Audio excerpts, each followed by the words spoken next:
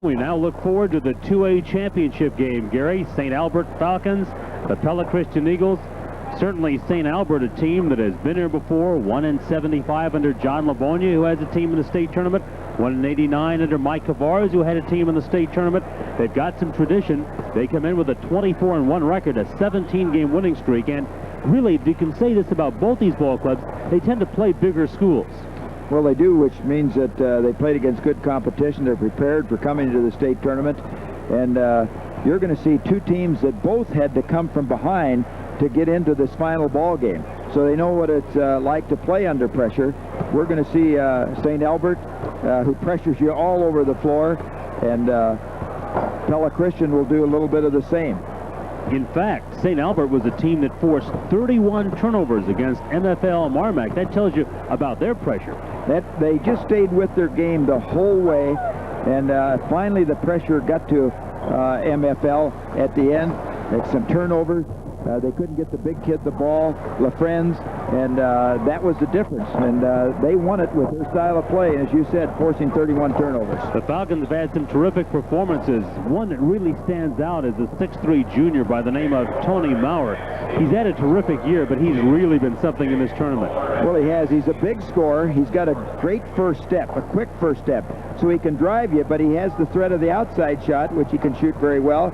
So you can't really force him to put the ball on the floor, because he will raise back and hit the jump shot. So extremely talented performer. He's had 21 and 27-point games in the two leading up to the finals. We talked about St. Albert playing a tough schedule, and they have beaten 7 teams from larger classifications. Pella Christian joined the league this year and played against all 3A schools. Well, I'll tell you, that is tough, but I've always said to improve, play against somebody that's better or you're equal. You don't want to try and get somebody that's lesser than you, because you don't improve. So that's a great way to improve yourself as an individual or as a team, by playing great competition. You know, we just talked a moment ago and showed you Tony Maurer. As hard-nosed of players I've seen in this tournament, if there's his equal as far as being hard-nosed, it may be this guy, Matt Feinart. Well, he has had an excellent tournament. Against Algona Garrigan, he has 9 out of 13 from the field, 18 points. And in the tournament, he has 31 points and 25 rebounds. Those 25 rebounds really impressed me, because he was averaging 7 a game. So he is like 11 over his average, and having almost as many rebounds as points is really something else. And that's an integral and important part of the game, is that rebounding. Another thing that impresses me is his shooting in that semifinal game against Garrigan was 9 out of 13. Yeah, great shooter. Kept the ball alive on the boards a number of times and got what turned out to be the winning basket in that game against Algona Garrigan. The Eagles have had a tremendous run. They have never lost a state tournament game. They've been here 3 times in 4 years. They've won state championships in 90 and 92. I know, Tim Seaman, do you think that maybe they would have to have a slight edge as far as the favorites roll? I'm sorry, Larry, I missed your question. Can you give me that one more time? Pella Christian, having never lost a state tournament game, does that give them a little bit of an edge here? I think it gives them maybe an edge, but on the other side, you got to ask, you always talk about the pressure of being the #1 ranked team, or maybe the unbeaten team, but to come in here and never have lost in this building, obviously it's something that none of those kids want to have happen. I don't know, maybe they're thinking about it. I suppose you can rationalize that it's a positive and a negative. What do you think of the keys, Gary? Well, I think for St. Albert, it's their pressure defense. They've got to put pressure on. They're going to be a little smaller team than Pella Christian. And for when you have one key for one team, it falls on the other team. Pella Christian's going to have to handle that pressure, and boarding is one of their strengths and their defense for Pella. They're not as good a shooting ball club as they've been in the past. They only bring 1 returning starter back to this tournament. Yeah, of course, they've really changed, because last year they had a terrific individual scorer in Eric Pothoven. Now everybody has to shoulder the load. Well, that's right. They got balance, and Feinart is their leading scorer. He's only averaging 11-4 a game. 2A title game coming up. We'll be back after this word from your local station.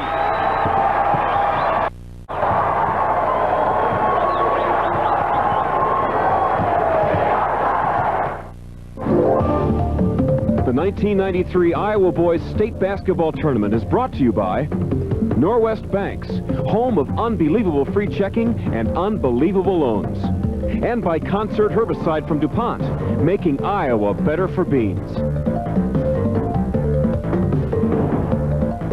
By Banville from Sandoz Crop Protection, residual control from day one. By Clarity from Sandoz, a new technology, a higher standard of broadleaf control. and by Pontiac. We build excitement. Tim Seaman, this is Larry Morgan at Vets Auditorium. The 2A championship game about to be decided between St. Albert with a 24-1 record, their lone loss to Creighton, Nebraska, and Pella Christian with a 23-2 record. Their only losses to rated 3A teams, Washington and Johnston.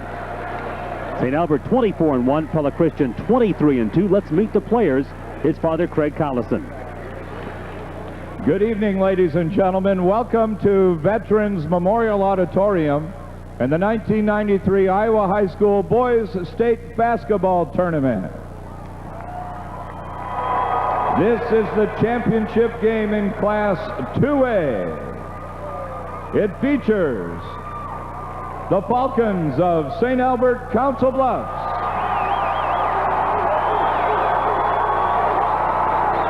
and the Eagles of Pella Christian.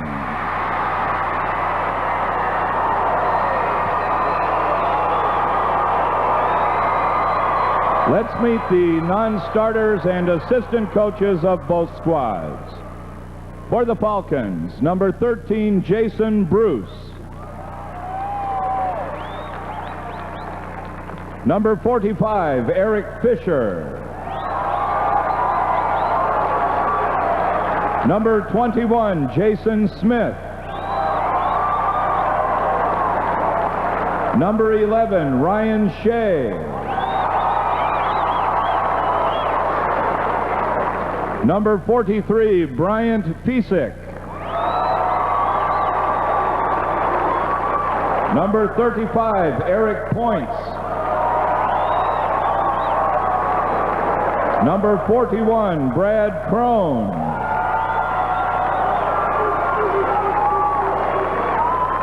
Number 51, Jeff Harrington.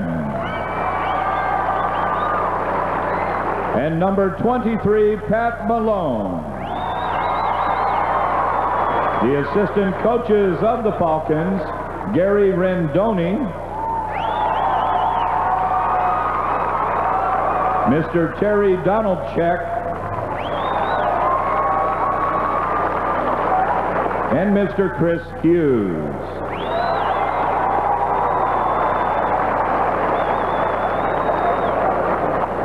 Here are the non-starters and the assistant coaches of the Eagles. Number 52, Dan Hauerzile. Number 20, Scott Pothoven. Number 14, Brad Veenstra. Number 30, Corey DeHaan. Number 34, Jason Banstra.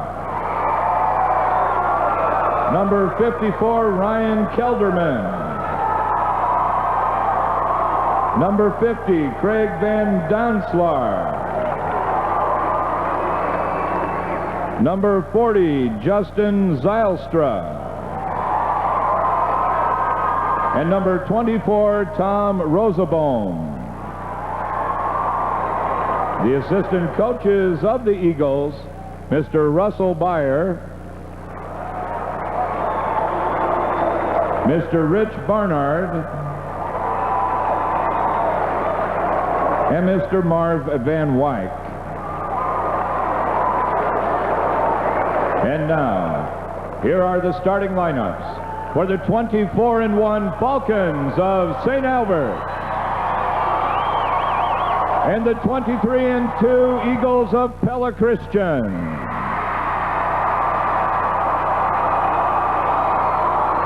At forward for the Falcons, the 6'3" junior, number 31, Tony Maurer.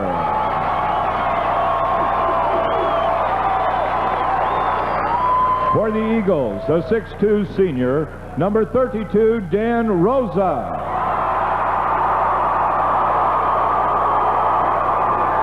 For the Falcons, number 33, a 6'3" senior, Mike Donor.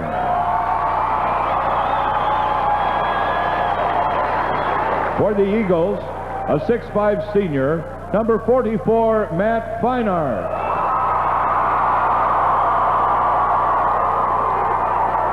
For the Falcons, a 6'4" junior, number 53, Jason Epperson.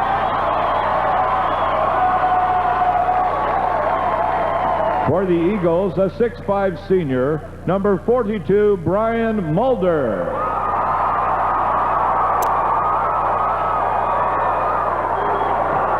For the Falcons, a 6' senior, number 15, Brendan Ryan.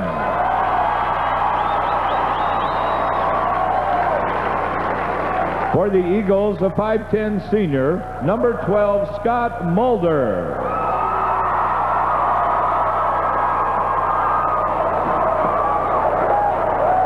For the Falcons, a 6'2" senior, number 25, Jamie Hughes. For the Eagles, a 6'1" senior, number 22, Jason Nichol.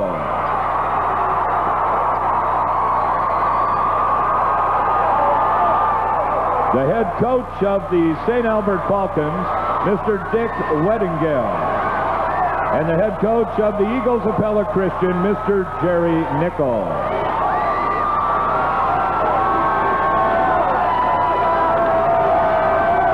Ladies and gentlemen, the officials assigned to this contest by the Iowa High School Athletic Association. The referee, Mr. Robert Johnson of Minden. The umpire, Mr. Harley Leaders of Minden. And the bench official, Mr. Robert Oldus of Iowa City. And now, let's play basketball.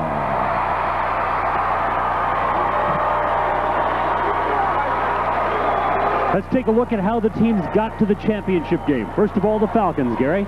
Well, they had a pretty easy road, as you can see by these scores, till they got down and hit MFL, and that was a tough game where we said they came from behind and finally pulled it out. And the Eagles talk about pulling it out. That's what they did last night against Algona Garrigan.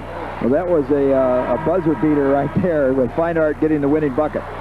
And we are set for action. Brian Mulder, jump center, opposite Tony Maurer. And who controls the tap? Nobody, and we will do it again. Mulder is 6'5", Maurer is 6'3", and it is the Falcons who come out with the basketball. And right away, from way behind the three-point line, Maurer kicks it up. That's one way to get loose in a hurry, isn't it? That'll really stretch you out, a 30-footer. An interesting way to try it. Here come the Eagles under the direction of Scott Mulder. In the lane, it is Mulder. Scott and Brian, by the way, not brothers, as you might assume. They are cousins. And it is out of bounds, off the Falcons. Pella Christian has it. In case you were wondering about the quote on the Pella Christian warm-ups, it's a quote from John Paxson of the Chicago Bulls, who knows something about repeating, and it read, and those moments go by so quickly you can't recapture them. That's why we wanted to do it again. The game's first foul is whistled on Tony Maurer. Excuse me, they're going to call an offensive foul instead. Offensive foul whistled against Dan Rosa.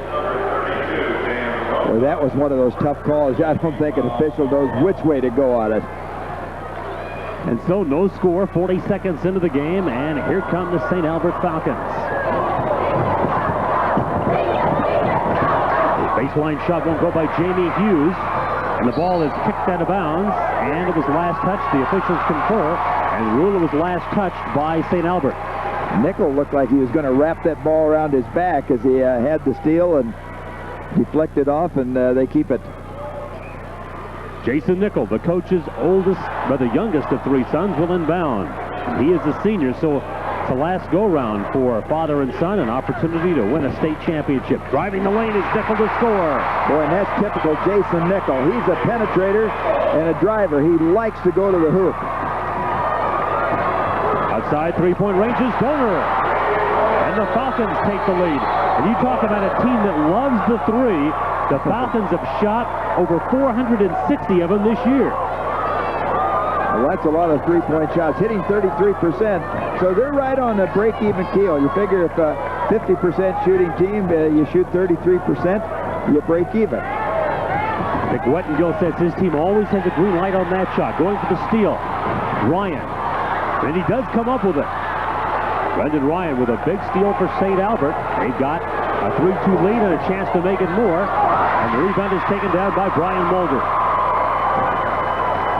We should see Pella Christian, I think, try to get it inside. They've got a little bigger size. And Mulder has called for an offensive foul.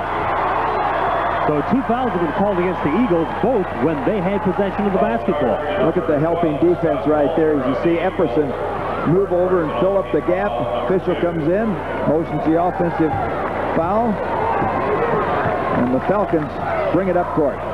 Falcons, co-champions of the Nebraska Centennial League. The 3 won't go by Donor. And so far, rebounding fairly even in the early moments of the game, but it has to be an advantage for the Eagles as it is dribbled off the foot of Nickel, and the ball goes back to St. Albert.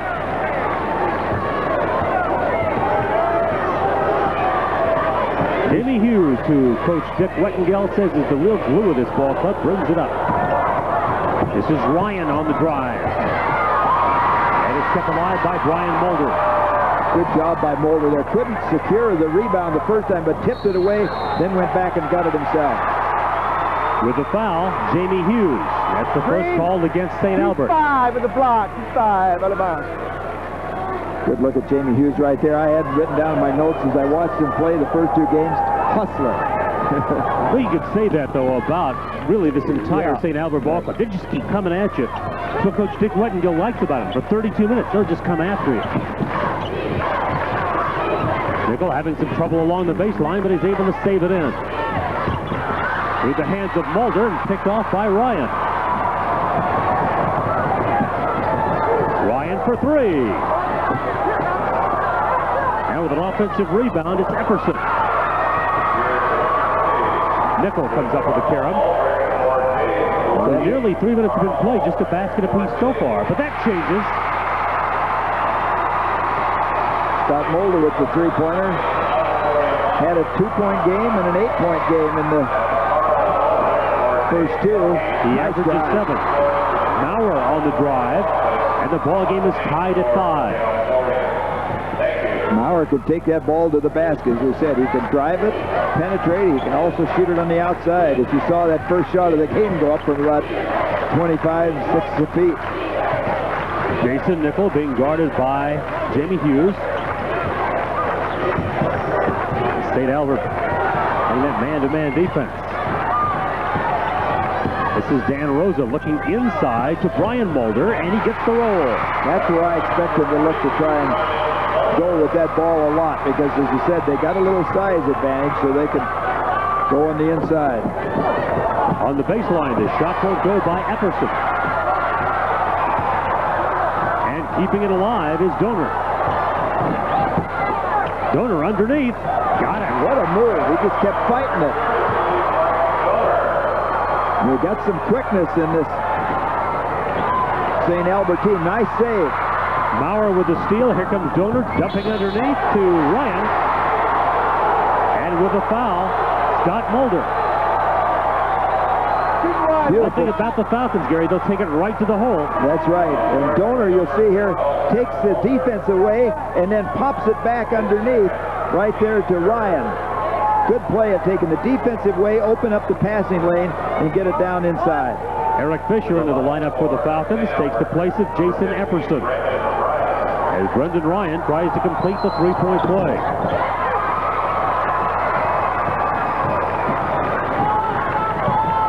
Eagles trail by 2.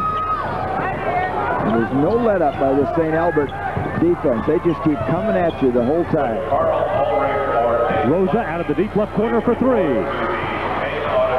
Good check of the shooter that time by Maurer. Ryan underneath. And the rebound is claimed by Matt Feinar. I think the tempo of this game right now, right where Council Bluffs St. Albert likes it. They want to really just keep going back and forth. White Donor with the foul, his first, second foul called on St. Albert.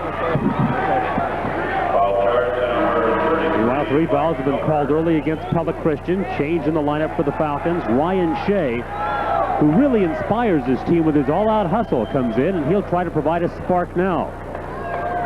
Pella Christian's also made a change. Scott Pothoven comes on for Scott Mulder.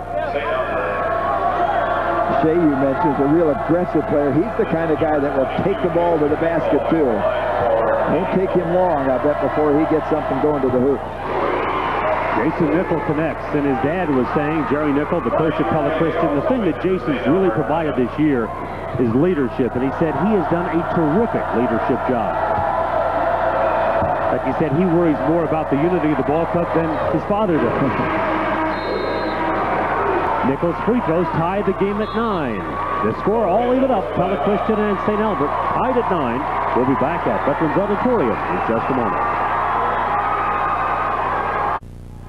3 minutes, 14 seconds left in the first quarter. St. Albert and Pella Christian are even at 9. Earlier tonight, Hudson won the 1A championship, beating Boyden Hall 66-55. We mentioned Pella Christian going for a championship for the second year in a row, but it's a different classification. They've been reclassified, and they have gone to 2A. Last year, they were a classification higher in terms of enrollment. With the takeaway, Jason Nickel. That's what I like about Nickel there. That's a travel. Nickel always has his eyes and his head up, his head and eyes up right there so he can see the floor. Mike Donor will inbound for the Falcons. We're even at 9. The game's been tied at 5 and at 7 and now at 9. Been a day of close games in this tournament. The 3 is short by Hughes. Got to check the shooter. Pella Christian in the zone. Donor trying to find a teammate in the corner. It's knocked loose, though, and it is still in bounds. But now it's knocked out, and it belongs to Pella Christian. There was a wild exchange. A couple of ball clubs that really go after it. Let's watch this scramble. There's 1 down, 2 down. I see 3 down on the court. Now here's a dive for it. 1, 2. And finally, Pella is going to take it out of bounds. There are some floor burns there. Jason Bruce, number 13, checks in for St. Albert. The people who did the seeding got it right in this 2A class, didn't they? Pella Christian seeded 1, and St. Albert number 2. And here they are talking meeting. about, didn't they? Right.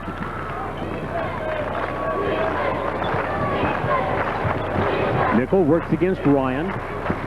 Scott Pothoven finds the baseline for Fine Art. And thus far, we've got to give St. Albert some credit for rebounding with a very good rebounding team in Pella Christian. In fact, you look at the offensive rebound, and it has really benefited St. Albert. There's a beautiful feed for Donor. The ball, however, won't go down. It's out of bounds off the Falcons, then it goes back to the Eagles. And I think it's some quickness on the part of St. Albert that's allowing them to get in there on those offensive boards. Just beating Pella Christian to the ball. 2-on-1. Nice look. Got it right away. Mulder is fouled. Brian Mulder tried to take it in. Okay. And the Pella Christian player the Castle Bluffs St. Albert player, Tony Maurer, went over the restraining line. Well, Nickel made that play right there because he got the ball. As soon as that ball hit his hands, boom, he got it to the open man. If it's any later, defense really catches up. Maurer, who tumbled over the basket support, is okay as Mulder goes to the line, trying to unknot the score. And he gives the Eagles the 1-point lead. Mulder, Brian, that is, with a good tournament so far. 27 points. Puts him in 7th place coming into today's action in the 2A class. And also rebounding. He's in 4th there with 18 rebounds, average of 9 a game. Corey DeHaan and Scott Mulder come in for Pella Christian. Ryan Mulder with a 29-point, 19-rebound tournament coming in the first 2 ball games. Pella Christian takes the lead. Jason Epperson, a starter, back into the lineup for St. Albert, and he will spell Eric Fisher. Epperson averages 19.6, has not scored. In fact, Fine Art averaging 11.4, leading Pella Christian, and he's not scored. So neither team has their big guns uncracked yet. Looks like we've got a 1-2-2 zone. Maurer misses the follow shot, and the foul is called on Epperson. Well, you thought for a moment St. Albert got a break, the air ball, but Maurer's right there, but misses the layup as he puts it back up. You look at Jerry Nickel with 305 career victories in his 19 years as a head coach at Pella Christian. Actually, his 24th year at the school, but his 19th as the head coach. The takeaway by Jamie Hughes. This is what happens when you play St. Albert's. There's an alley, it looks like you got a man open, but they're always scrambling to recover. They have good quickness. Steps into the passing lane, intercepts it. Hughes leaves the shot short with the rebound. Corey DeHaan. DeHaan able to pass it from the knee without walking. A baseline drive by Matt Feinart, who's had a slow offensive start, and we are down to the final minute of the first quarter. Pella Christian holding a lead of 2. Maurer kicks it out for Donor. Donor with his second 3 of the quarter. We didn't hardly see any threes in this 4A competition this afternoon. In the 2 championship games tonight, we got teams that are shooting it. Underneath, the shot will go for Mulder. I think the speed of the game has Pella Christian trying to hurry too much, not taking advantage, trying to rush things. They've blown a couple layups. It is being played to the St. Albert pace, right. No question about it. Ryan misses his 3. The offensive putback by Epperson won't go. And coming down with it is Mulder. Mulder, a good job there in traffic to gather that rebound. Again, I thought being rushed was the situation there that caused the miss, and the layup is rolled home by Donor. You have got to get back, because the St. Albert club is going to come right after you. So Donor with a 10-point first quarter, leading St. Albert of Council Bluffs to a 3-point lead. That's the end of the first quarter with a score. St. Albert 14, Pella Christian 11. We'll be back at Veterans Auditorium in just a moment. Welcome back to Vets Auditorium. I tell you what, over the course of the week, 24 radio stations will be on press. Hey, fellas, I'm up here. Press row, radio row, right here. The folks from Pella are on the radio. Happy to be along with you as we're underway here in the second quarter. Let's go back upstairs. You are upstairs. The shot banked in by Dan Rosa to begin the second quarter for Pella Christian and make it a 1-point ball game.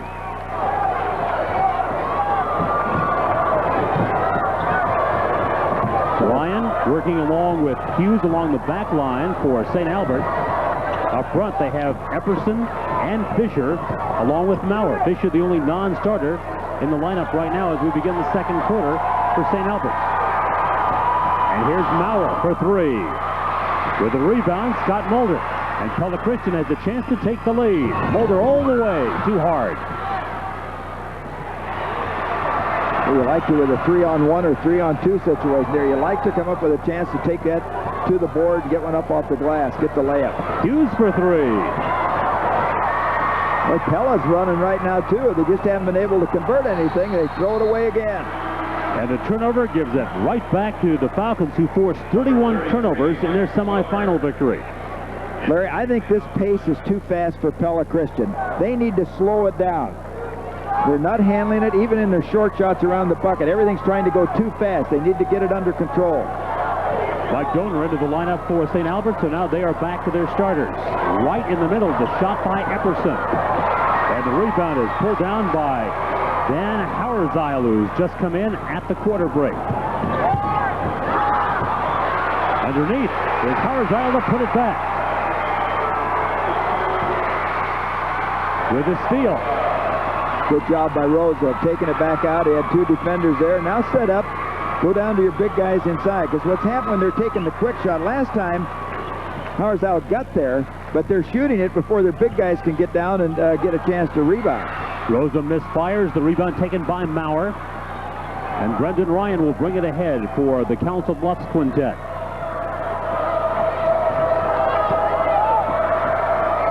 Hughes will try a 3. The threes may not be going, but that doesn't mean the Falcons aren't going to shoot them. No, and with those threes, you get some long rebounds, which I think has helped them in their rebounding also. They can use their speed to go after him. Indicates St. Albert still got it. Just ball come off, and you see him sneaking in underneath right there. Donor and Mulder on the jump ball situation of the tie ball into the lineup for the Eagles. Corey DeHaan, he got a big rebound in the first quarter when he came in. A turnover situation, Pella Christian being bothered by that pressure from St. Albert.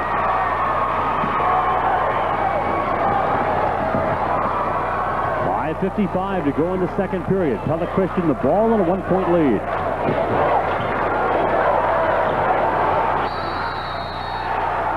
And a 5-second violation. The turnover gives the ball back to the Falcons. That's 10 turnovers against the Eagles with 5:47 to go in the second period. Good defense that time. They just took every passing lane away, overplayed. Jason Smith comes in for the Falcons, and you see that Dick Wettengill likes to go to his bench, as does Jerry Nickel. Both these teams feel the depth is very much an advantage. Nice shot by Epperson, his first bucket. He comes in averaging 19.6. Falcons doing a good job against that zone now. Little look one way, pop it into the middle. He's wide open, or if they convert on him at the free throw line, he can drop it down on the block. Hahn fouled by Hughes.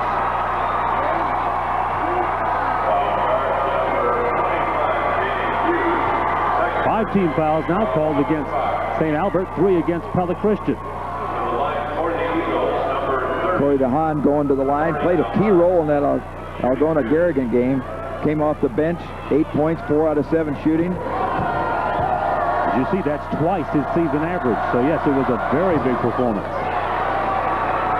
That's the first free throw missed by the Eagles, who'd hit their first 4. Jerry Nickel talking it over with his assistants as they give an indication of what defense they want to see next time they drop back defensively following this free throw by DeHaan. We got a collision. And that time... Is that Nickel? No, that is Jason Nickel. Nickel looked like he collided and would have to double check the replay to see who was with, but he went down hard. Let's get a look at it. Should be off to your right side. Let's watch now. Well, he falls down beforehand. Officials timeout. And then the St. Albert player probably didn't even see him and tripped over him. Looked like it was Epperson that ran over him. And so Jason Nickel, the coach's son, is being attended to. We do have a timeout on the floor with 5:21 left to go in the second quarter.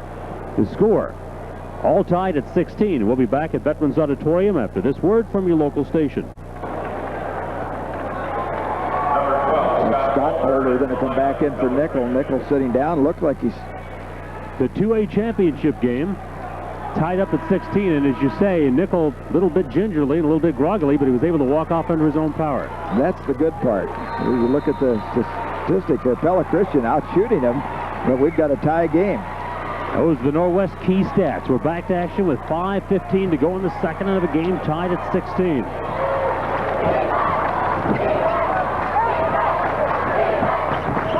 Moving on the baseline is Donor. He had a good first quarter, and he got 10 points. He's not scored thus far in the second quarter, which is now 3 minutes old.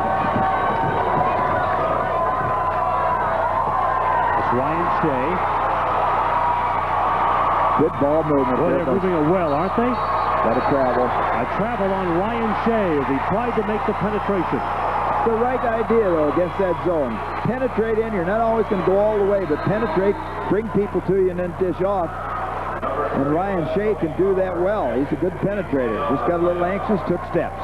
Tony Maurer comes back as you look at Jason Nickel, number 22 on the bench. And after he hit the floor hard and may have banged his head, he walked off the floor under his own power. Scott Mulder working along with Scott Pothoven along the back line for Pella Christian. Well, Feinhardt has been shut out. I was going to make that same observation because you saw how hard he was working trying to get open. Position. But St. Albert just not letting it happen. 11 turnovers to right now for Pella Christian, and that's got to upset Jerry Nickel. They have 11 already with 4:32 remaining in this first half. Meanwhile, the Falcons with only 5, but the ball game is even at 16. Donor has it slapped away, and coming up with a steal is Dan Rosa. Nice speed in the middle of Feinhardt, and now he's untracked. And that's where I feel like they've got to go. They've got to take advantage down inside. And a very balanced team. Feinhardt, Pella Christian's leading scorer, averaging 11. Epperson on the turnaround right there. His second field goal. He comes in averaging 19. They hit that shot, so it didn't make any difference, but I watched Pella on the rebound. Nobody went to put a body on another green jersey. Just all went to the basket. Holding on the miss.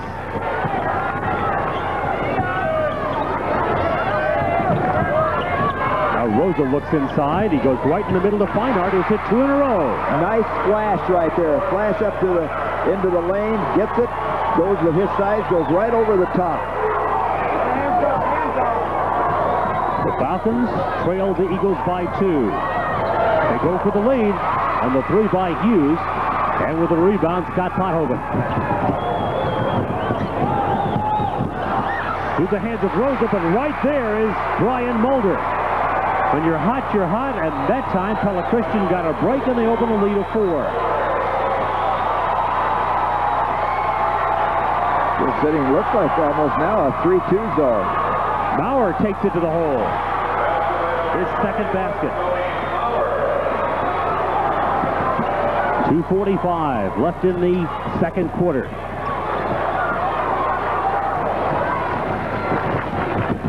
Along the baseline, it's Feinart, offensive foul. He pushed to get clear. That's his first foul.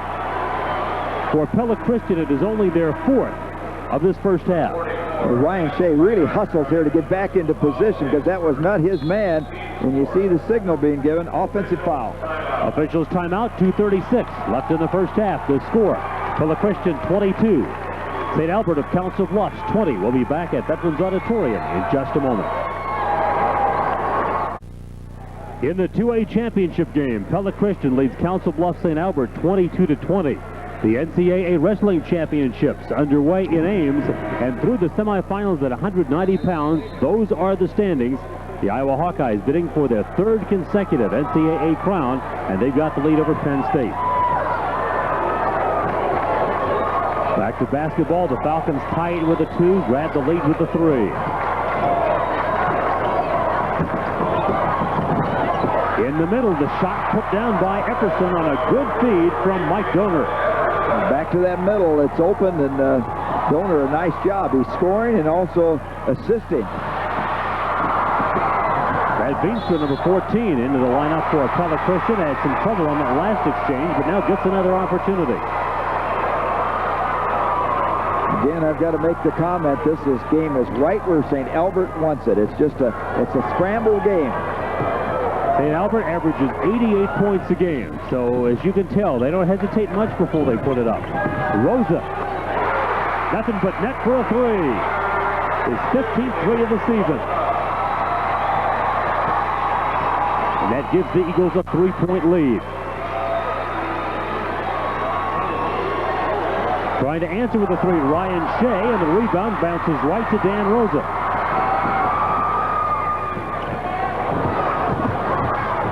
Rosa feeds it to Nickel, who's back in, and apparently that bang on the floor didn't hurt his shooting touch at all. He hits his first 3, and Pella Christian has opened their biggest lead. Well, those 3s can hurt you, can't they? They get you out in front in a hurry. They do. They've opened up the biggest lead of the game. Maurer having it blocked by Mulder. And a foul is called on the Falcons. Whistled against Brendan Ryan.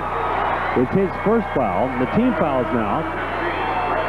6th called against the Falcons. 4 have been whistled against Pella Christian. See the reach and grab.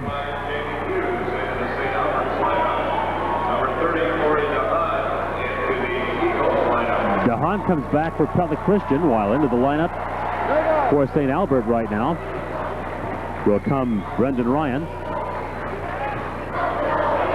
We are down to the minute mark in the second period. A 6-point lead for the team with the ball, Pella Christian, but Epperson comes up with a steal. There's Maurer out front. Maurer knew he had the majority break, tried to get it over to Ryan, but in the way to commit the foul was Jason Nickel. St. Albert's defense. Let's watch it here. Maurer's going to go behind his back, gets it straight back, and good hustle there. He's going to have the interception, but he gets fouled. Still not in the shooting situation or the bonus. Pretty smart foul, that considered, don't you think? 25 seconds to go in the second. Deflection by Mulder.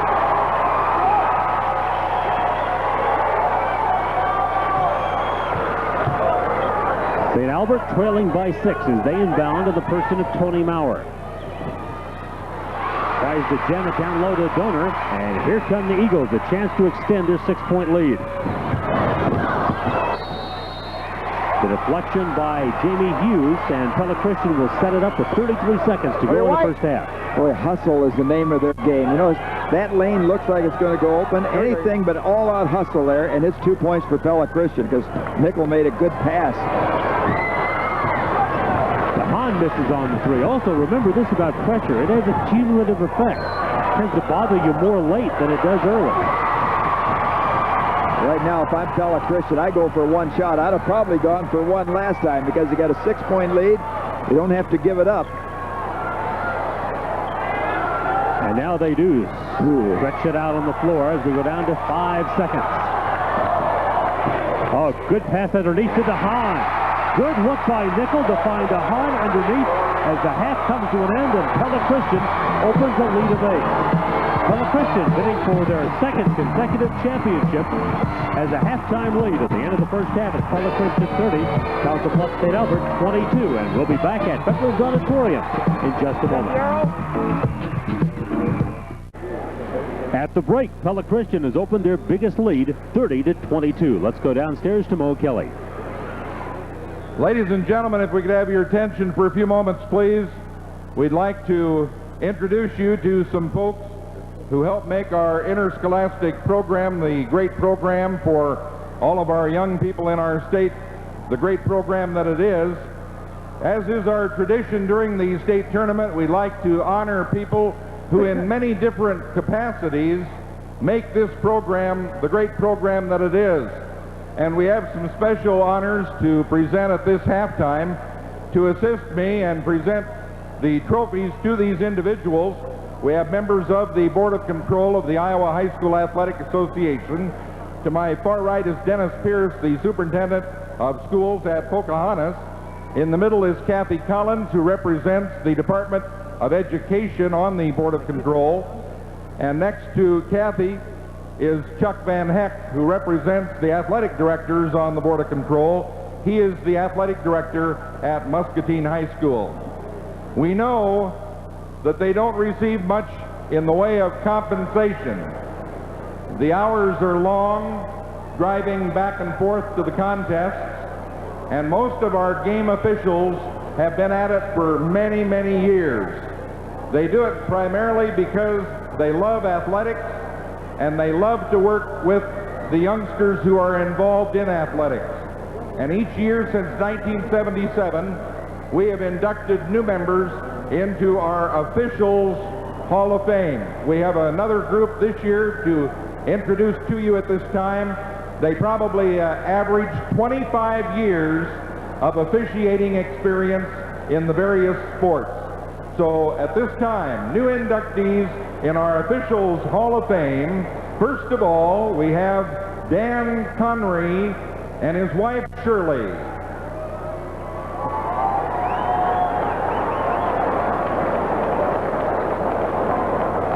Next up, Officials Hall of Fame inductee Joe Ferguson, accompanied by his wife Tony.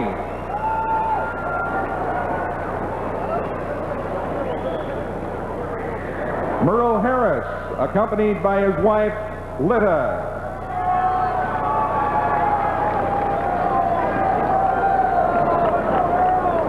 Here's Arnold Bud Paulson, accompanied by his son Ron and his daughter Becky Martin.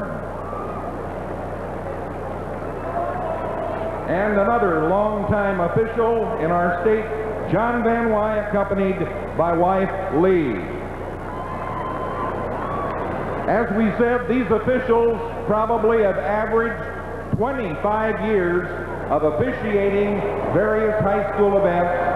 And as we indicated, not much pay, a lot of time away from home. How about a big hand for the great help they've given our young people?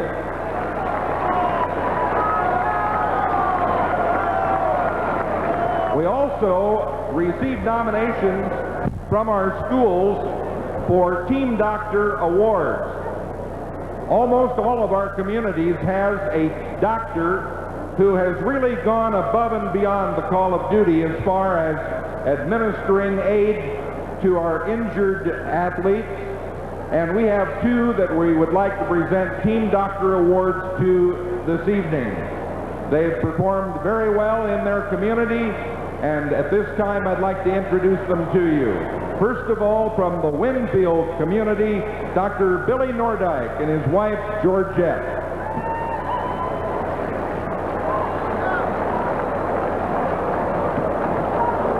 And from the Oakland community, nominated by the Oakland School District, Team Doctor Award to Dr. Charles Figneri and wife, Carmela.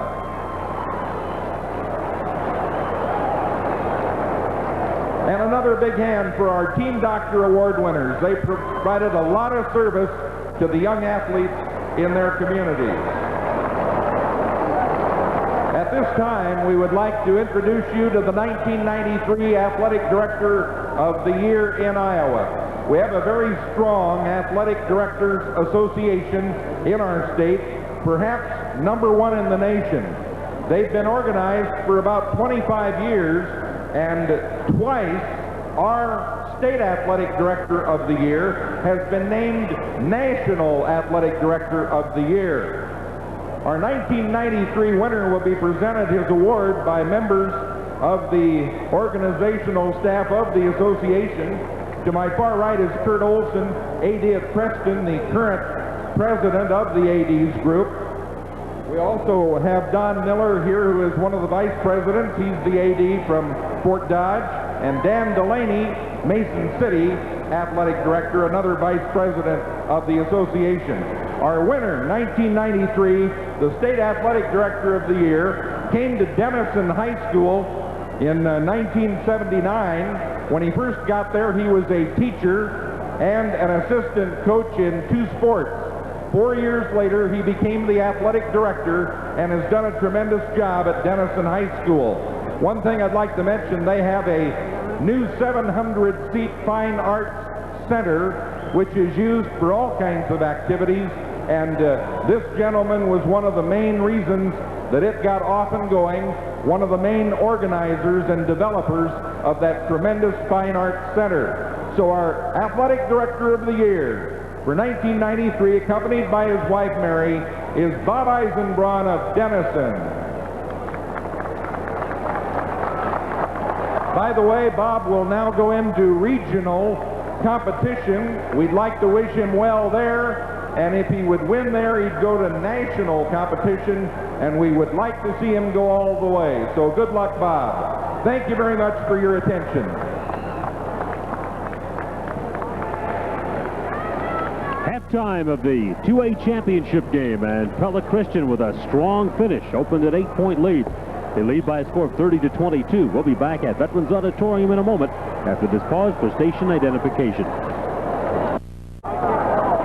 At the half of the 2A championship game, Pella Christian, the team that won it last year, leading Council Bluffs St. Albert by a score of 30-22. Let's take a look at the first half highlights. And Gary, they really opened with a barrage of 3-point shooting. Well, they did. There's some good shooters, and you see Donor right here getting it and getting nothing but net. He had 2 3-pointers in the first half, and then Scott Mulder right back with a 3-pointer for Pella Christian. But Donor was hot early, both outside and inside. Makes a nice move here, spins, comes under, reverse layup, gets it down, hit 10 points in the first quarter, didn't score in the second quarter. See Matt Bauer, the pitch out there, the Donor again, and he nails the second one. And Matt Feinart got off to a slow start for the Eagles. They need to get him involved, but late in the quarter, he got involved. It's a nice turnaround right there. And then some good execution by Pella Christian, but they got a break. A little luck never hurts. No, it doesn't. And in fact, Pella Christian, after the ball game was tied up at 22, scored the final 8 points of the quarter, as for the last 2:13 of the period, the Falcons failed to score. We'll be back with the start of the second half after this word from your local station. The 1993 Iowa Boys State Basketball Tournament is brought to you by Norwest Banks, proud sponsor of the 1993 Sportsmanship Award, and by Roan Pooling, makers of Buck Drill. Nothing measures up to Buck Drill. Pella Christian, in their third state tournament in the last 4 years, they have never lost a game in this building. They are 8-0 at state, coming into this one and trying for their third championship. Council Bluffs St. Albert coming in for the 5th time, and they have a terrific record in this tournament too. They are 10-2 here with a couple of state championships. As far as Pella Christian's concerned, they have never walked out of here with a loss. They have an 8-point lead by a score of 30-22. That's pretty good to say you've been to the state tournament, never lost a game. That means you've had some great results. Pretty impressive. Let's take a look at the halftime stats. St. Albert, a team averaging 88 points a game, but cold shooting tonight. Yeah, cold shooting, but look at they're getting 14 more shots than Pella Christian. They pick it up down there on the turnovers. Pella Christian shot 50%, but turned it over 15 times. And as far as the individual leading scorers, Donor had all of his 10 in the first quarter, was shut out in the second quarter. Epperson didn't score in the second quarter, but he had his last 3 shots, and he has 6. For Pella Christian, Nickel, despite having to leave for a while with an injury, winds up their leading scorer at the half with 7. Maurer is going to have to step up. As we said, he had 21 and 27-point games in the first 2, only 4 here in the first half. And I think perhaps another sleeping giant for St. Albert might be Jamie Hughes. He comes in averaging 9 a ball game, but as a good shooter, 57%, he suffered through an 0 of 6 half. That's the same guy that was 9 for 9 from the field, 6 for 6 at the foul line. Perfect afternoon, 25 points against Iowa Falls in the opening round. So you know he's capable. Yeah, you know that. You know that something's got to give. He goes back onto the floor, as are the Falcons. Number 15, Ryan. Number 25, Hughes. Number 31, Maurer. 33, Donor. And 53, Epperson in the Falcons lineup. The Eagles are countering with number 12, Scott Mulder. Number 32, Dan Rosa. Number 22, Jason Nickel. Number 42, Brian Mulder. And number 44, Matt Feiner. I think this would be a real important defensive possession for St. Albert. They let them score Pella Christian, and that's what they do. They take it right to double figures and 10 points. Nickel dumps it down low to Brian Mulder, and it's a 10-point lead, and Pella Christian had scored 10 unanswered points prior to that bomb. Maurer, we said, has to get involved in the offense, and he opens up with a 3. And that is his 7th point of the ball game. So it's a 7-point lead for Pella Christian. And getting the loose basketball and putting it down is Matt Feiner. Nice job by Feinart of getting himself under control and not hurrying it, and that's what they were doing the first half. And then they would miss a little shot, trying to score too quick or shoot it too quick. Feinart's second foul. Pella Christian, a 9-point lead. Maurer inbound for Dick Wettengell's club. 2-1-2. It might flex into a 2-3 zone for Pella Christian. Feinart in the passing lane to deflect it away from Tony Maurer. Your attention, please, the Olin Oxford Junction bus. We're 1 minute into the second half, and Pella Christian, after leading at the half by 8, now leads by 9, trying to change that, though. The Falcons, and the rebound is ripped down by Dan Rosa. Epperson tried to hurry that shot. I think he felt the big guys coming, tried to get it up too quick, airballed it. Nickel with the miss, and Hughes with a rebound. Hughes walked. Well, sometimes I have the feeling St. Albert's almost is playing too fast for their own game. Fisher replaces Epperson at the post for St. Albert. I think the difference is they're trying to force things, make it happen, instead of taking it when it's there, playing quick when the opportunity presents itself. Got a wingman open, nobody takes him, does a nice job. Jason Nickel pulls up, fires, and has 9 points. That's what you call reading the defense. The wing was going to open up, but nobody come to him, so he took it in and got the short jumper. And Maurer comes back the other way to score, and he's got all 5 for the Falcons in the third quarter. 36-27, Pella Christian with the lead.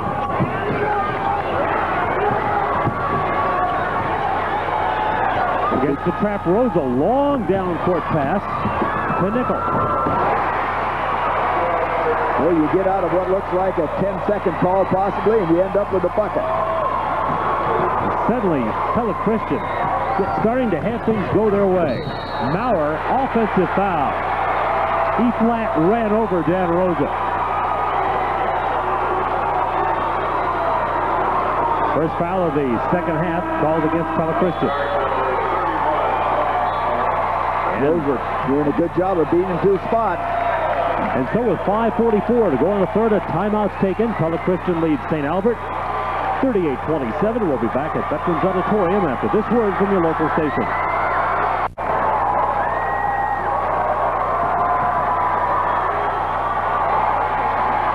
Pella Christian leads by 11. Last year, Eric Pothoven averaged 26.9 for Pella Christian. He's graduated, playing at Liberty University in Virginia. Now balances the story for Pella Christian, and their four leading scorers all average between 11.4 and 9.7. So the points come from a lot of different places.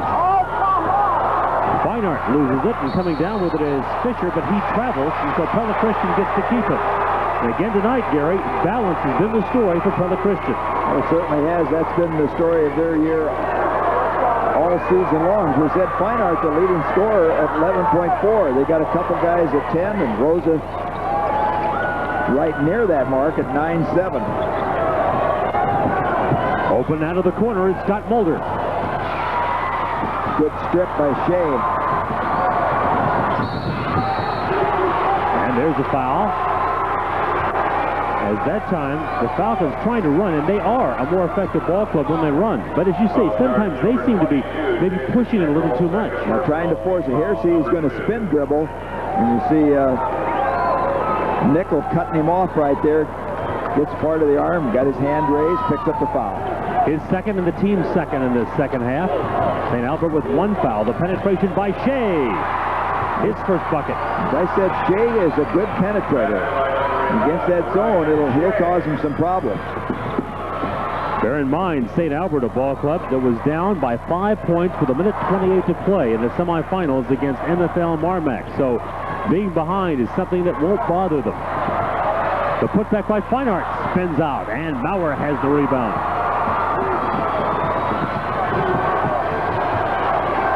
Maurer doesn't even need to be close to that three-point line when he's open, does he? Well, Shea runs it down, backhands it back, and saves it. Good hustle play. And one of the Eagles, Brian Mulder, looked like he got a shot in the midsection, and he's doubled over. I think maybe he got an elbow or something in his midsection because he doubled over. And now a timeout is taken while he is attended to. Occurred away from the ball. That was a pretty good blow because he went down quickly. See if we can find it.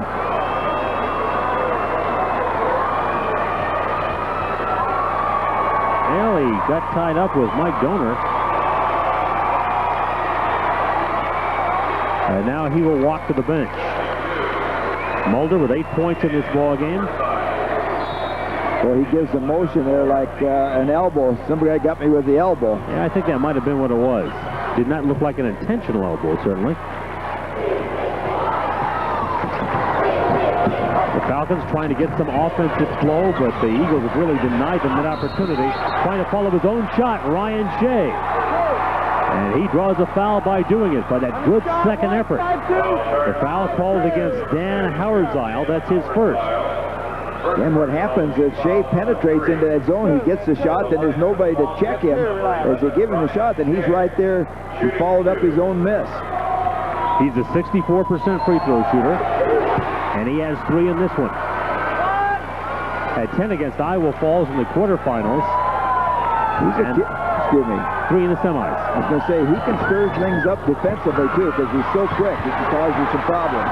Feinart tried to keep it alive, but the Eagles give it back to the Falcons. The shot won't go by Donor. And coming out with the rebound is Nickel. Almost taken away by Maurer. Where they are trapping now St. Albert. Feinart with a miss, but Hauerzile with a putback.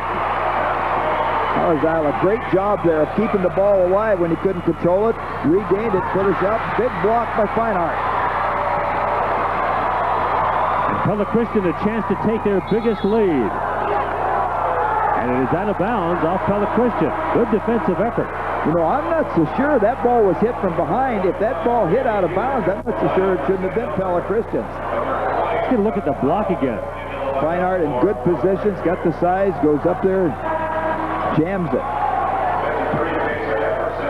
at the other end, the ball ruled out of bounds off of Pella Christian. After getting that elbow in the midsection, Brian Mulder is now back in. Epperson comes in for the Falcons. 3:35 left in the third, a 10-point lead for Pella Christian.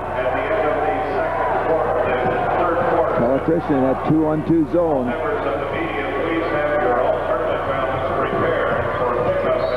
Trying to drive is Ryan, and he is fouled on the way in.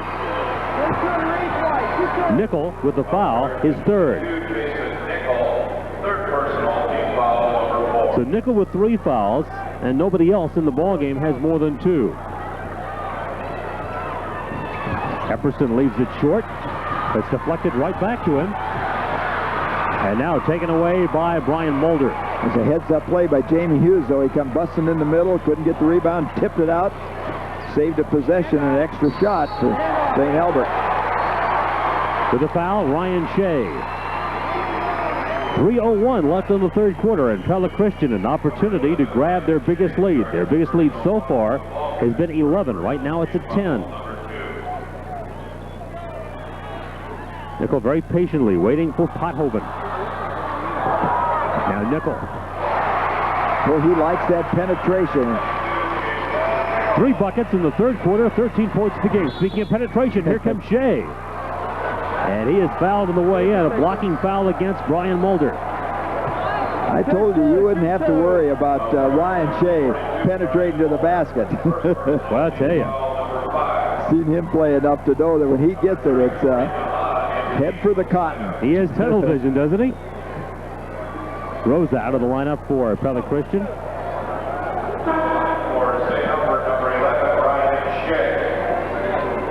And also checking in right now for Pella Christian is Brad Veenstra, and he will take the place of Jason Nickel, while Ryan Shea goes to the free throw line. Veenstra is a kid coming off the bench, capable of hitting some threes. He shot 41%, only took 27 on the year, but hit 11 of them, so good shooter from the perimeter. Jason Bruce comes on for the first time for St. Albert. And they both go down by Shea to cut the margin down to 10. And the palming violation. The turnover gives the Falcons the ball, chance to cut it down to single digits. That's 18 turnovers for Pella Christian. St. Albert has committed 8. And St. Albert's pressure defense will make you do that. They're just not converting at the offensive end. They haven't been able to convert off those turnovers. That's been their problem, and that's why they trail. And there's a foul called on Jamie Hughes, which is his third. Corey DeHaan that time, a nice job of blocking off. We commented earlier about how nobody was getting a body on him. Corey DeHaan does a great job there, keeps him off, and as a result picks up a foul. Dick Wettengill says, one thing about my basketball team, they play 32 minutes. They never give up. They never believe they're beat. And though they've been down by as many as 12, I know that he has not lost confidence in his club. Veenstra puts it to the floor against Shea. There's that flash to the post. And there's Hauerzile with a rebound by Jamie Hughes. Still think that's a good play right there with their big guys. They get a cleared side, flash him up. Has a chance to get the little 10-foot jumper. The 3 by Hughes. And the rebound pulled down by Mulder. Taking it right to the hole for the Eagles, Corey DeHaan. DeHaan is fouled. And with 1:53 left to play in the third period, Pella Christian leading by 2. Let's get another look at it. There's a nice lead pass there by Brad Veenstra to Corey DeHaan. He just floated it right over the defense, and Corey was able to take it and take the ball to the basket. Look at Matt Feinart for Pella Christian, while his teammate Corey DeHaan goes to the line. DeHaan with 3 points. Teammates come up, and is only the 7th free throw opportunity of the ball game for the Eagles. On the other hand, St. Albert has had only 5.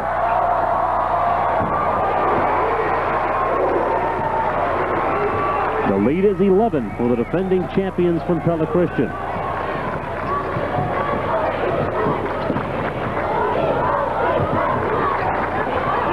Mauer's been silent again. You know, he had a quick 5, and then he really hasn't had any shots. Shea on that penetration again, leaves it short. Epperson on the follow, and the rebound is taken down by Mulder. Pella Christian a chance to open their biggest lead, and Feinart does it. Nice job again by Feinart of gathering himself, staying under control. The lead is at 13.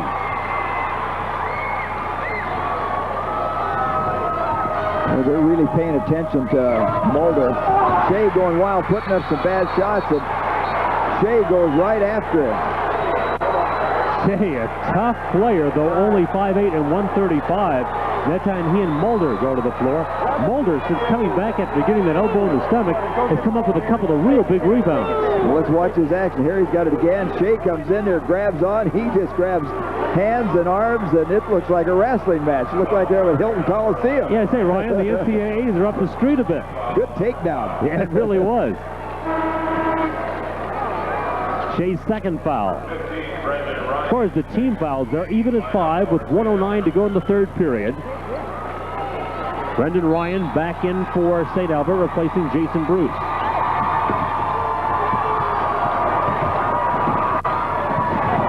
Got Pothoven weaving his way through the St. Albert defense, finds Feinart. Nice job. When you beat that first wave of defenders, you've got the numbers on your side. There they ended up with a 3-on-2 situation. He pops it out for the little jumper, and they busted this game open. It's now a 15-point lead by Pella Christian. The turnaround won't go by Epperson, and the rebound again taken by Mulder. Mulder's getting a bunch of them. Pulling up is Pothoven. Shea takes it the other way. But picking it off is Veenstra. Underneath, Feinart with the miss and the rebound by Gunnar. Got to hurry, we're down to 15 seconds. Ooh. And he will go to the line for 3 with a foul on Feinart. That is not a good play there by Feinart, and I'm sure he wished he had it to do over. It's his third foul. And when you foul a player taking a 3, you give up 3 opportunities. Look at Jerry Nickel on the bench for Pella Christian. He said he cannot imagine a better feeling than coaching his son in a state championship game. He got that feeling last year, does it again this year. His last opportunity for that because Jason is his youngest. He said that he used to bring Jason here when he was 2nd and 3rd grade. They'd watch the games, and he always said that was in the back of his mind. Donor, now this could be a real boost for St. Albert's if he knocks these free throws down. Best he can do now is pull his ball club back to within 13. Donor averages 10, has 11 tonight, so he has 3 opportunities, converts only 1 of them. Pothoven running the offense now. We're down to 2 seconds. Pothoven will force a shot at the buzzer. The follow shot occurs after the horn, but it doesn't go down anyway. That's the end of the third quarter. Pella Christian leads Council Bluffs St. Albert 47-33, and we'll be back at Vets Auditorium in just a moment. Welcome back to Vets Auditorium. Scott Pothoven on the court. His cousin was Mr. Basketball in Iowa a year ago. Eric Pothoven, you got to like the scoreboard, Eric. Oh, yeah, you got to like it. The team's playing with a lot of confidence right now, and when you do that, good things are going to happen. Playing at Liberty University now. How do you like that? It's going pretty well. We had an up-and-down season, but I finished 17-13, and we should be better next year, so. Congratulations. Let's go back upstairs for this final 8 minutes. And a 3 by Ryan Shea gets the St. Albert comeback bid underway as they cut the margin down to 11. That's a good way to start off the quarter. Epperson and Ryan didn't have any points in that quarter. I think they've got to get involved and help out in the offense, too. They're 2 of their big scorers. Mulder leaves it long, and it's a rebound taken down by Maurer, and so St. Albert now a chance at a run. Good block. Good block by Hauerzile, who's done a good job off the bench.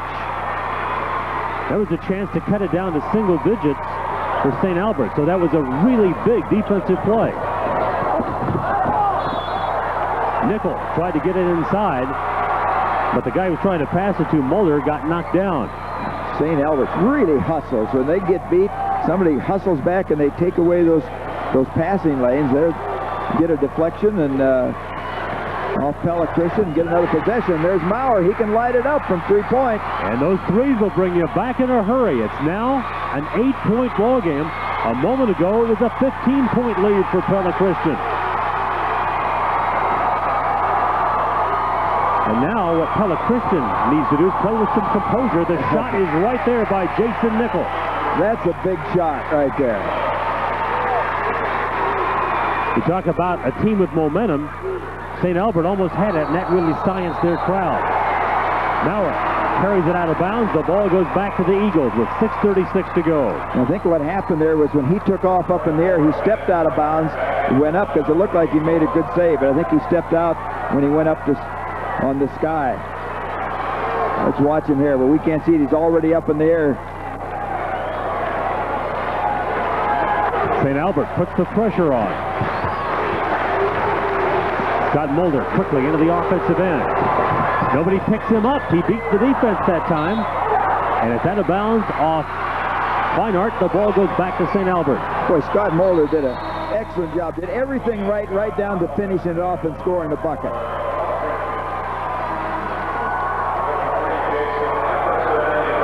Jason Epperson back in the lineup for St. Albert. He takes the place of Eric Fisher.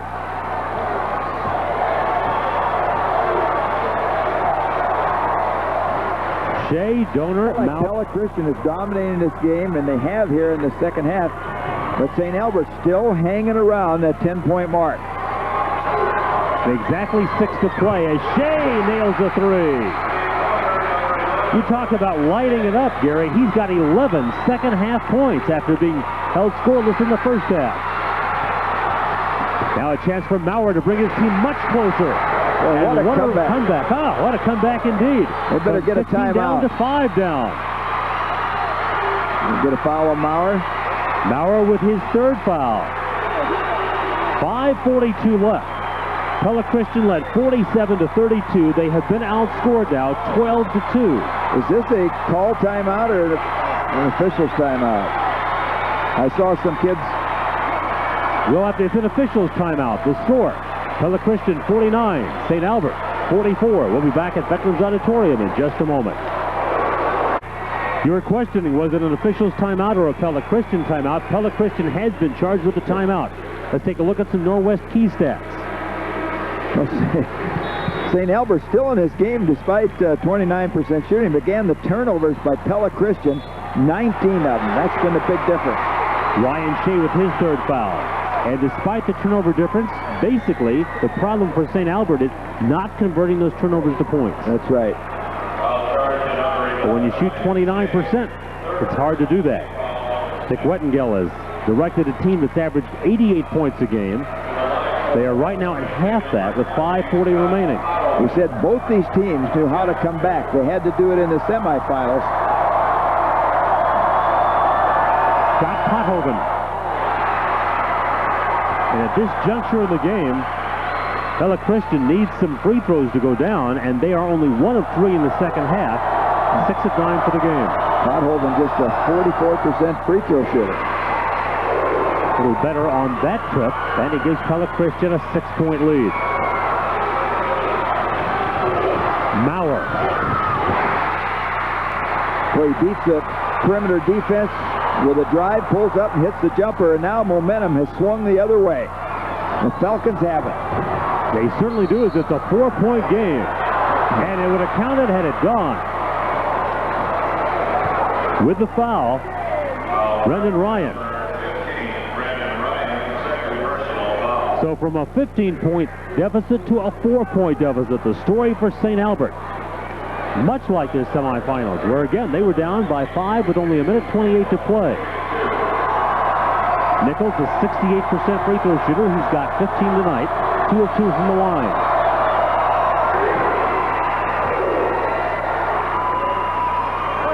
Nichols seems to come up with a big play, whether it's a bucket, a drive into the lane, and the jumper, or else getting to the free throw line. And he makes a couple of very important free throws because Pella Christian now builds the lead to 6, but still lots of time remaining. Shea really has sparked this team as he's done it all year, and he's really sparked them in the second half tonight. And there he goes again down the lane, and he hits the shot. No basket. He was fouled on the way in. Rosa with his second foul. As I said, he causes you some problems in that zone. He's a great quickness and can penetrate. Here he penetrates, gets fouled out on the floor before he gets in the act of the shooting. Saves Pella Christian a bucket. The junior guard has 11 points, rather 13 points, and they've all come in this half. He hits here. It's a 4-point ball game with 5 minutes and 6 seconds to go. Boy, in and out. Mulder with the rebound. Exactly 5 to play. Pella Christian leads it 52-47. Rosa goes baseline and scores. He's a kid that likes to drive. I was about to say, I think right now you're shut off. You don't have anything going on the quick break. Bring it back out and set up, and boom, he takes it on the one-on-one and scores. He's too aggressive for that, Gary. Maurer has it blocked by Pothoven. And it is out of bounds off of Pella Christian. Let's watch Mulder come in there. He's made a couple of big blocks here. He saves maybe another 2 points because Maurer has been starting to heat up. The drive by Ryan. And Maurer keeping it alive. Here's Shea. Bullseye. What a half he is having. That is his third 3, all in this half, all his points in this half. Stealed. And a foul on the way in, called on Rosa. Maurer wants the intentional foul. It was a good foul, because Maurer was gone.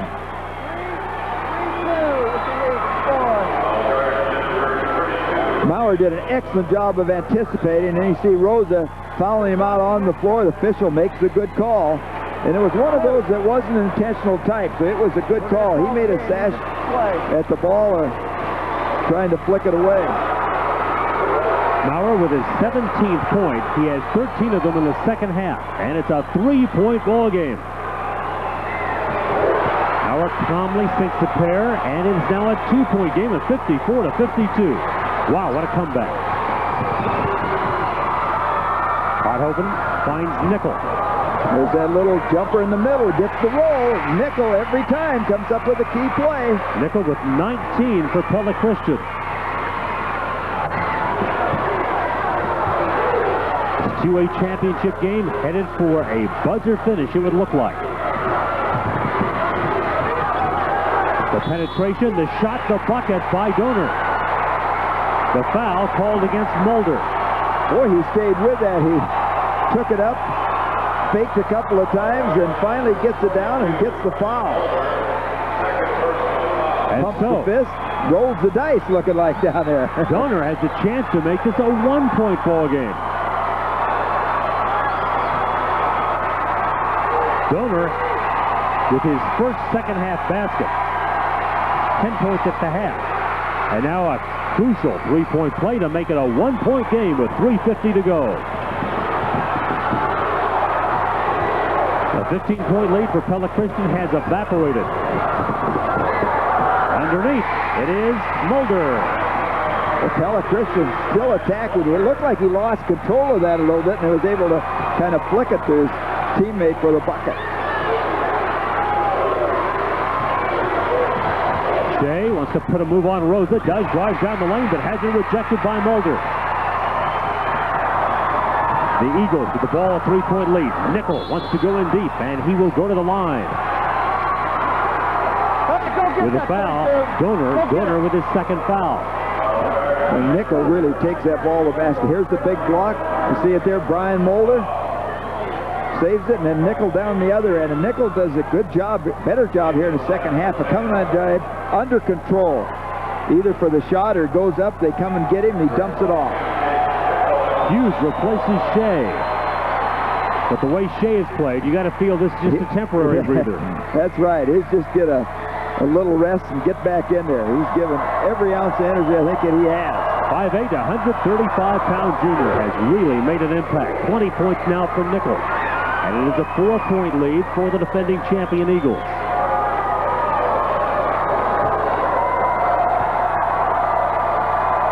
Nickel on 20, headed for 21. Doesn't get it. And the rebound taken by Donor. Clock now shows 3:10.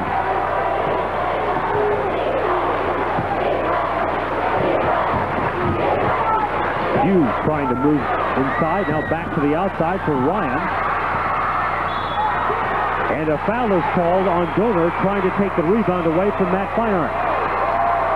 Feinart, a 57% free throw shooter, has some clutch free throws coming with 2:57 to go. And Pella Christian leading St. Albert 59-55. Gary Nickel stands up off the Eagles bench. We have a timeout. 2:57 left to score. Pella Christian 59. St. Albert of Council Bluffs 55. We'll be back at Veterans Auditorium after this word from your local station.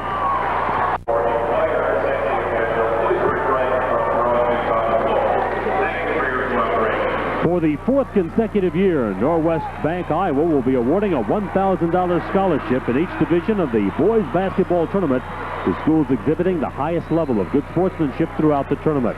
A total of 4 $1,000 scholarships are awarded, one in each class. The sportsmanship award is determined by sports broadcasters and sports writers covering the tournament.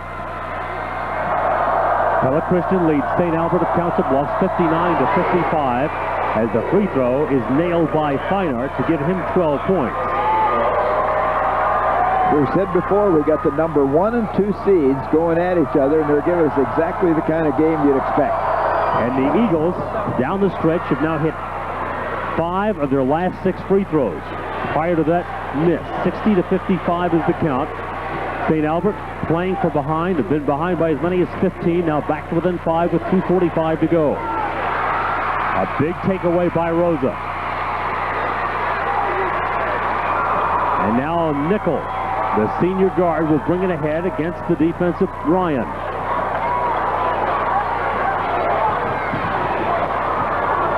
Pothoven. Oh, boy. He got a shot. Looked like over the bridge of the nose, perhaps. That had the smart. I was just going to say about Pothoven, he's come in and his job is not to score, but he's really handled the ball well against the St. Albert pressure. Watch this right now. They come running across, reaches in. Boy, he gets whacked.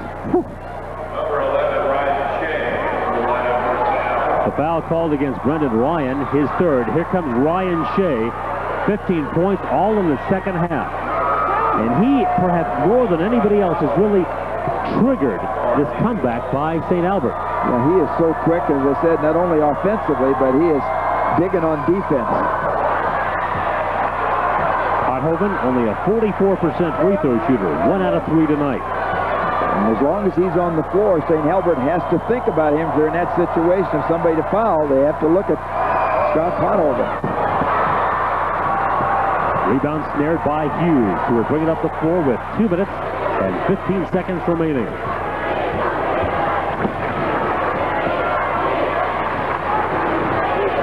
Maurer, Hughes, Epperson, Shea, and Donor on the floor right now for St. Albert. Boy, a good catch of the ball by Donor that time. There's the 3 by Maurer.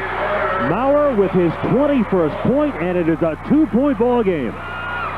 You know, you can credit those 3 points to Donor because that was a great catch. That pass was right down at his feet. Maurer on the foul. It's his 4th. A minute 51 to play. Let's get another look. Wow. There's Maurer. Jason Nickel with 20 points. 13 of them have been in the second half. And he's hit 7 in this 4th quarter. The reason that Pella Christian has the lead right now, Gary, is they are hitting their free throws down the stretch. And this guy, again, he always seems to come up on our screen, doesn't he? When there's a big play to be made for Pella Christian, he's been doing it. You are absolutely right. A 4-point lead for Pella Christian. Here come the Falcons. 22 for Nickel. Epperson. Rebounded by Feinart. Well, he's had a tough night. He really has. Comes in averaging 19, has just 6 thus far. And the pull-up by Nicola. Big bucket for the Eagles. Yeah, actually kind of a floating jumper there, but he's penetrated in there to about 8-10 foot mark. And Nichols having one heck of a basketball game here. It's a timeout with 1:24 to play. A lead of 6 for Pella Christian. But with the pressure defense of St. Albert, you can hardly count them out of it. Look at him floating off to his left there, which is a tough shot, but is nailing everything in the lane. Eagle power has been very impressive at state. They have never lost here. They've been here 3 times. They have won 2 state championships. With 1:24 left, they lead in this one by 6. We've seen those threes pop out of there, though. Ryan Shea and Tony Maurer, so you can catch up in a hurry. Just 2 possessions. And in fact, when you look at the Falcons scoring, 32. Let him come out to take a shot. Don't tell him on a first shot. when you look at the Falcons scoring in this comeback, Gary, only 3 players have scored for them in the second half. Shea has 15 in the second half. Maurer has 17 in the second half, and only Donor has contributed besides that, and he has 4. Well, he said we're in our 32 defense. It looks like the 3-2 zone. Epperson with the miss, the ball put back in. That ball just got knocked in. I don't think anybody really tipped it, did he? Don't believe so. I would think Donor might get credit for it, but it was not a tip. And it's a 4-point lead for Pella Christian with 1 minute to play. Now's when you want to bleed some clock. I would foul him right away. Take the chance. That's a smart move because you got a 44% free throw shooter. He's the guy you got to foul as Ryan Shea picks up his 4th into the free throw line. As you mentioned, a 44% free throw shooter, the person is Scott Pothoven. Tonight he is 1 out of 4. Now if Shea was covering on Pothoven, he's picked up his 4th foul. You may have to move somebody over there so that you can waste a foul, or else Shea's going to go out. He's had the hot hand and also has that ability to penetrate. He gets the roll, and it's a 5-point lead for the Eagles.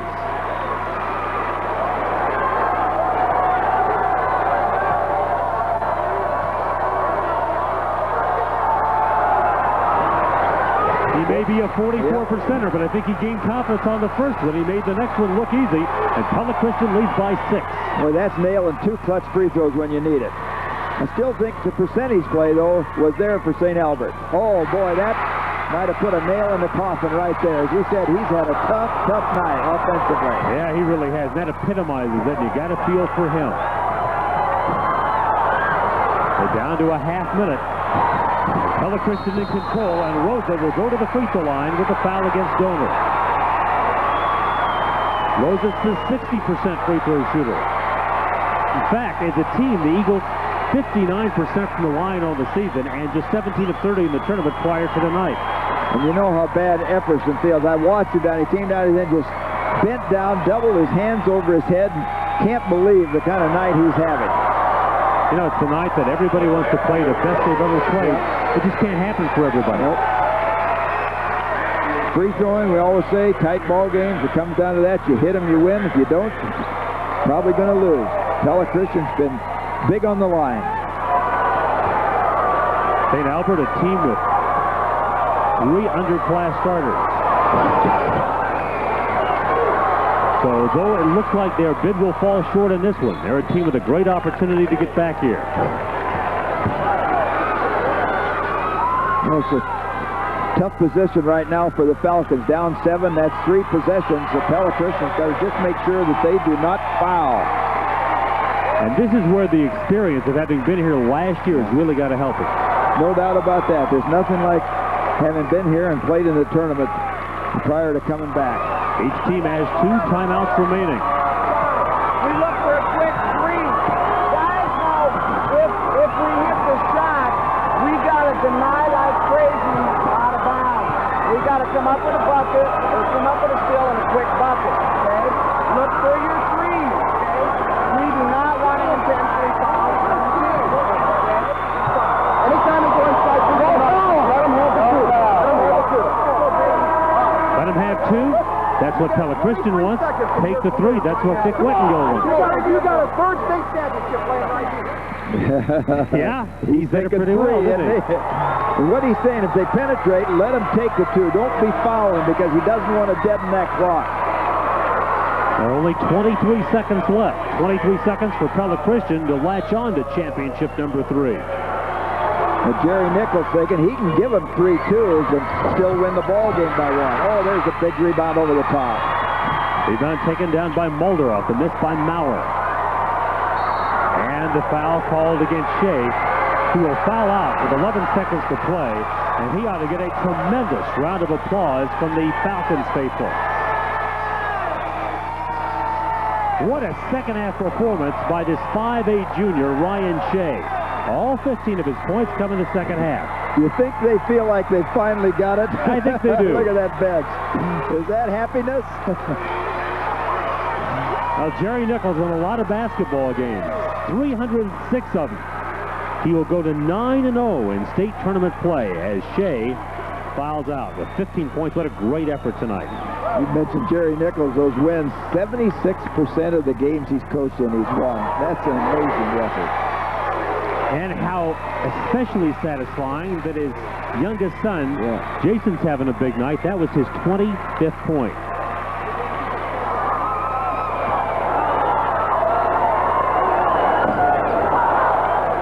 Well, he doesn't need that one. He got all of those when they counted. The 3 goes by Donor, but it is too late. We're down to 1, and it's over. And Pella Christian repeats as state champ.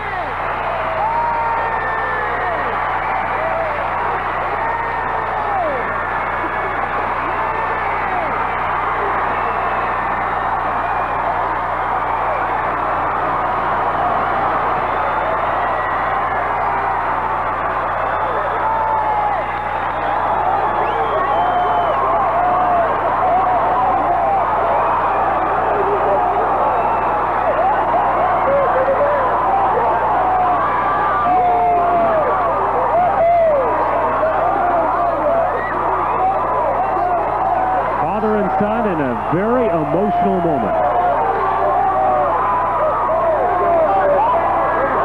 Wow. Sends some chills up you, doesn't it, Gary? Yeah, that's something. I don't think it could be much better than that right there. Pella Christian in the last 5 years, 109 wins and 10 losses. And tonight, they bent, but they never broke. Had a 15-point lead shaved to 2. Came back and clutch free throws down the stretch and won it. That's the end of the game with the score. Pella Christian 68 and St. Albert 63. And we'll be back after a word from your local station.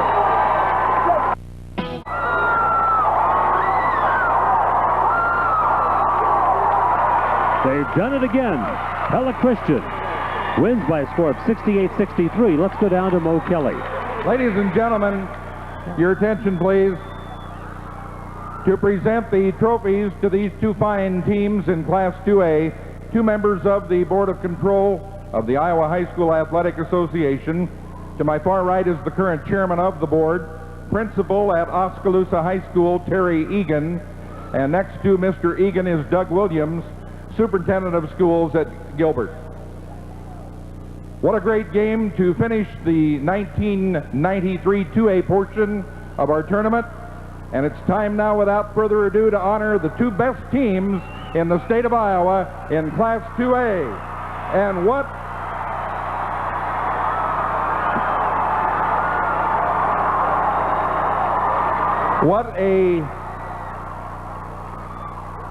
a scrappy bunch of fighters the Falcons are from St. Albert. They left it all on the floor tonight. We'd like for them to come forward to receive their trophy. Congratulations on a great year, Coach Dick Wettengill and the Falcons.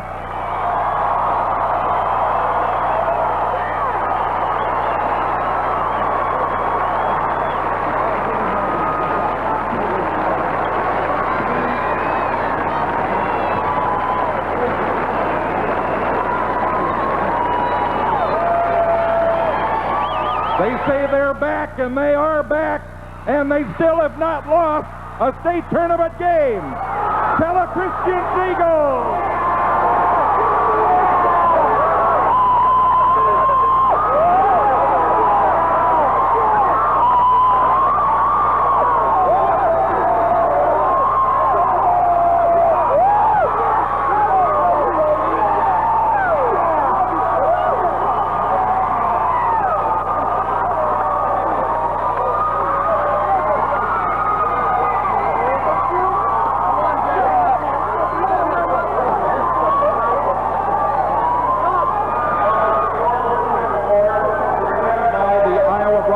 Broadcasters Association, the Iowa Newspaper Association, and the Iowa High School Athletic Association. To do the honors, representing the Iowa Newspaper Association is the current president, Dan Fueling, publisher of the New Hampton newspapers, and representing the broadcast media, Al Hazelton, general manager, KJAN Atlantic, a member of the board of the Broadcasters Association. Mr. Hazelton. Thank you, Mr. Kelly. It's a privilege to present the Sportsmanship Award tonight, exhibiting good sportsmanship in Class 2A. It's Iowa Falls.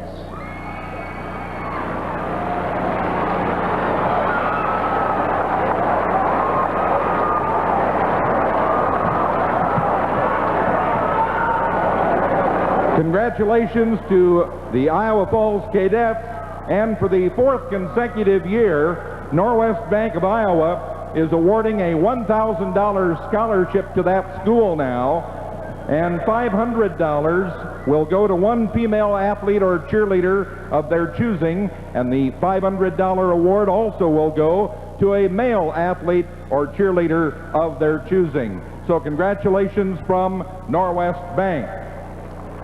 Next up is the Student Athlete Achievers Award. In each class, each of the 8 teams nominate one from their roster as the candidate for this award. It's a scholarship award, $500 from the Iowa Bankers Association. To present the award this evening, Kirby Davidson, the marketing coordinator of the Iowa Bankers Association, and Ross Studeman, President and CEO of First Trust and Savings in Oxford. And the young man chosen, his coaches and teachers say, we never have to worry about motivating him. He's valedictorian, a 3.92 GPA, 10 varsity letters in 3 sports. He's involved in band, honor society, student council president, and an Eagle Scout, among other things. Let's welcome the winner this year of the Iowa Bankers Association Student Athlete Achievers Award, Matthew Croco of Clear Creek, Amana.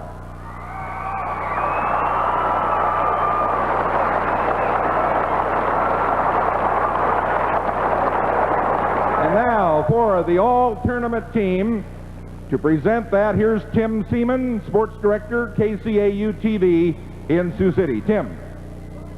Thanks, Mo. All during the tournament, members of the media have been watching the performances of these fine young athletes, and definitely fine young men. Now it's time to announce those selected to the all-tournament team and to present the certificates to them. Here again is our governor, the Honorable Terry E. Branstad.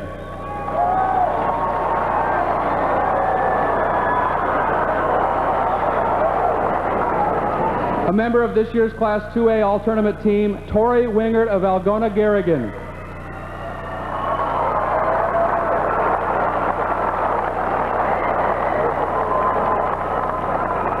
From Pella Christian, Matt Feinart.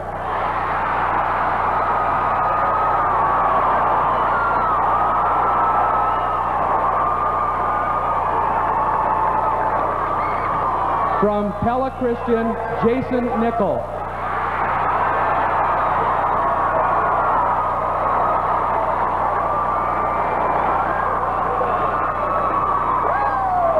From Pella Christian, Brian Mulder.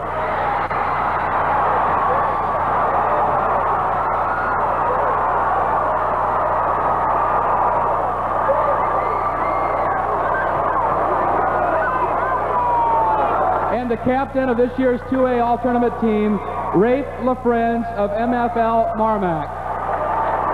Give all these young men a large round of applause.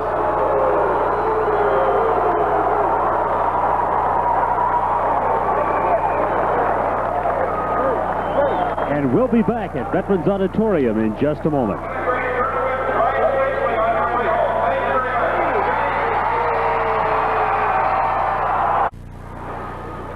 Pella Christian has won the 2A championship for Coach Jerry Nickel and his son Jason Nickel, his youngest son, playing in his last high school game a moment to remember.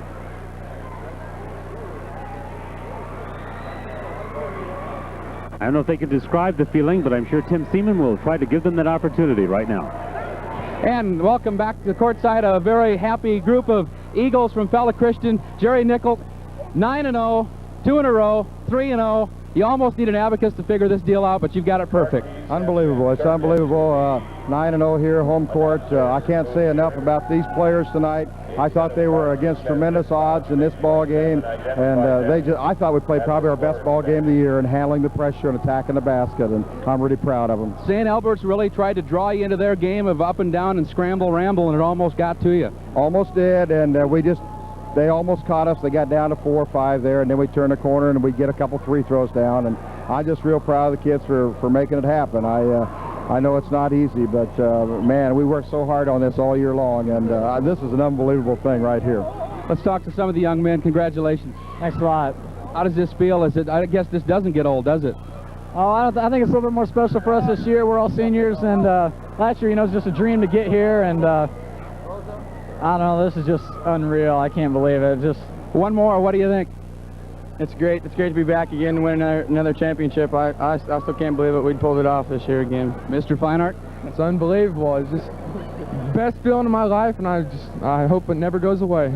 It has been a great evening right here at Vets Auditorium. This is the latest group of winners in Class 2A. Let's go back upstairs. And Tim, when you take a look at the Eagles and you look at how they react to winning the state championship, Gary, you get the feeling this is something that you just never get used to. No, that's something else. I guess the only way you can sum it up is saying the Eagles are still soaring high. Boy, indeed they are. They certainly were there. As it ends in a victory for Pella Christian. Again, it's just unbelievable when you think a team can come here 3 times in 4 years and win the state championship all 3 times. Well, the pressure really on these kids, as Coach Nichols said, come here undefeated in state tournament play and be able to do it again. Only one returning starter back, and that was Jason Nickel, the coach's son. And again, the final score, Pella Christian 68 and Council Bluffs St. Albert 63. The 1A championship to Hudson by a score of 66-55 over Boyden Hall. We hope you've enjoyed this telecast of the 1993 Iowa Boys State High School Basketball Tournament. Join us tomorrow night at 6:30 for the 3A and 4A title games featuring New Hampton against Carroll Kemper and Ankeny against Valley. Our thanks to Gary Thompson and Tim Seaman. This is Larry Morgan saying good night from Veterans Auditorium in Des Moines. We hope you've enjoyed the State Boys Basketball Championships. Be sure to join KDSM Fox 17 tomorrow at 6:30 for more great basketball. The 1993 Iowa Boys State Basketball Tournament was brought to you by Norwest Banks, home of unbelievable free checking and unbelievable loans. And by Concert Herbicide from DuPont, making Iowa better for beans.